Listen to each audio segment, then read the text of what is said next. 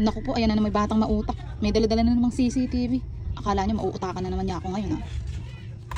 Ano yan? Pambili po ng gatas. Ilan? Isa po. Isa? Teka lang. Mga pala muna yung bote na yun doon. Iniwan kasi kanina nung bumili, hindi man lang inabot sa akin. Pakikuha mo nga muna. Salamat. Ito yung binibili mo. Teka ba yung sukli ah? Ito yung sukli mo.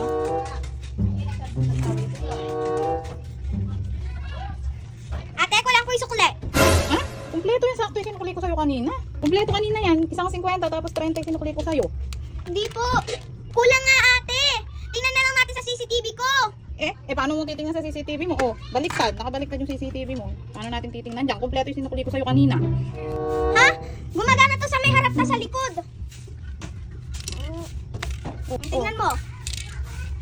Ang tawag dito ate ay camera 360. Kahit umikot-ikot, nakikita pa rin. Ay, ganun ba? O sige, nagkamali nga lang yata ako ng sukli. Ito yung sukli mo. Magkano kulang?